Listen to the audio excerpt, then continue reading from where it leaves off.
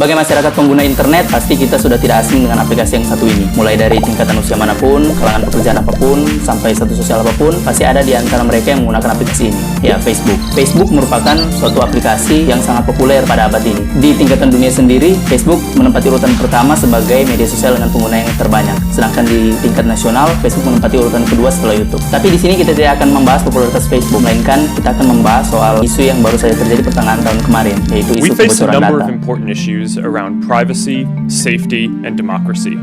And you will rightfully have some hard questions for me to answer. Data-data seperti chattingan kita atau postingan-postingan pribadi kita, apakah data-data tersebut memang bisa bocor ke orang lain? Apakah akun kita sudah aman? Di Facebook sendiri sudah menyediakan 3 fitur untuk mengamankan akun kita. Fitur-fitur tersebut antara lain adalah peringatan login yang tidak dikenal, kontak terpercaya, dan two-factor authentication. Nah, kita bahas dulu untuk yang pertama, yaitu peringatan login yang tidak dikenal. Peringatan login yang tidak dikenal adalah salah satu mekanisme Facebook yang mengizinkan kita sebagai pengguna Facebook agar kita mendapatkan pemberitahuan awal bahwa ada seseorang yang mencoba masuk menggunakan akun kita, tapi melalui perangkat yang tidak sering kita gunakan. Tapi masalahnya fitur ini tidak diaktifkan secara otomatis oleh Facebook sendiri, jadi kita harus manual mengaktifkannya di pengaturan akun kita. Berikutnya ada fitur kontak terpercaya. Nah, fitur ini mengizinkan kita untuk memilih teman-teman dekat kita agar supaya nanti ketika akun kita diblok atau misalnya sudah tidak bisa kita akses, kita bisa meminta bantuan pada teman-teman kita ini. Minimal jumlah teman-teman yang bisa kita pilih sebagai kontak terpercaya kita adalah 3 orang. Alangkah baiknya kita memilih 3 orang teman terdekat kita atau sanak saudara kita agar supaya ketika proses memulihkan akun kita bisa lebih nyaman berkomunikasi dengan mereka dan mengarahkan apa saja yang perlu mereka lakukan untuk mendapatkan kembali akun kita. Yang ketiga ada two-factor authentication. Two-factor authentication ini agak rumit ya, karena kita harus mengerti bagaimana mekanisme multi-factor authentication dilakukan dalam suatu sistem elektronik.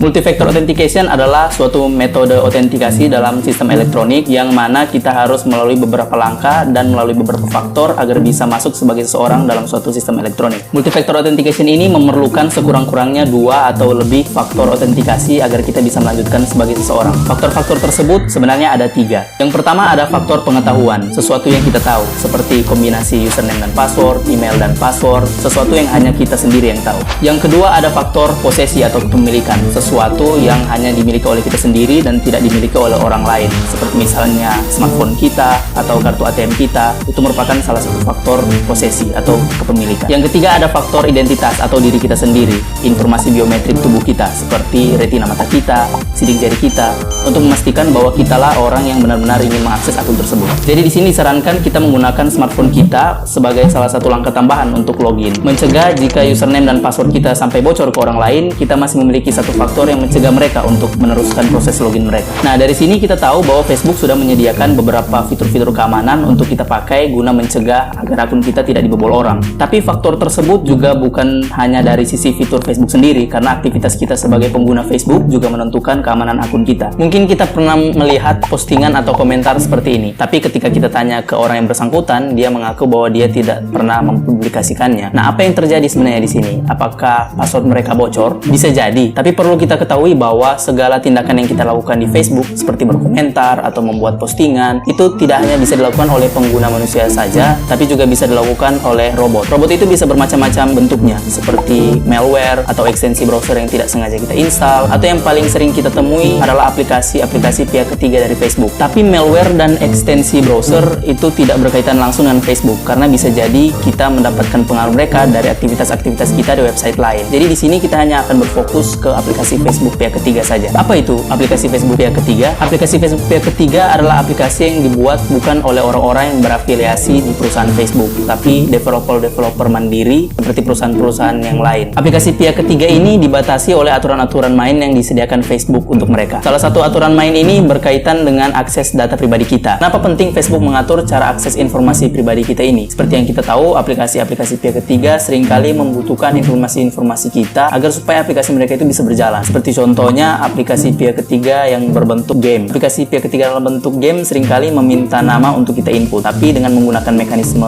kerjasama dengan Facebook tersebut, aplikasi aplikasi pihak ketiga dapat langsung meminta nama kita melalui mekanisme yang sudah diatur tadi. Selain nama, aplikasi-aplikasi pihak ketiga juga dapat meminta informasi lain seperti email kita atau foto-foto kita atau daftar teman kita. Untuk lebih lengkapnya bisa dicek di link yang sudah tertera di deskripsi. Seperti apa aturan main aplikasi pihak ketiga yang diatur oleh Facebook tersebut? Sederhananya, aplikasi pihak ketiga tidak dapat langsung mengambil data kita dari Facebook. Aplikasi pihak ketiga perlu mengikuti mekanisme yang disebut dengan tinjauan. Pada saat kita membuka aplikasi pihak ketiga, Facebook akan mendeteksi data-data apa saja yang diperlukan aplikasi pihak ketiga tersebut. Nah, dari situ, Facebook akan meminta kita untuk mengkonfirmasi apakah kita mengizinkan penggunaan data tersebut oleh aplikasi pihak ketiga ini. Pada saat kita memilih untuk melanjutkan, Facebook akan langsung memberikan data-data yang dimaksud ke aplikasi pihak ketiga tersebut. Tapi tidak semua data-data pribadi kita dapat diakses oleh aplikasi pihak ketiga tersebut. Data-data yang sangat pribadi seperti chat kita atau password kita tidak dapat diminta aplikasi pihak ketiga tersebut untuk diakses. Jadi kita tidak perlu takut karena melalui mekanisme ini password kita aman dari akses-akses aplikasi pihak ketiga tersebut.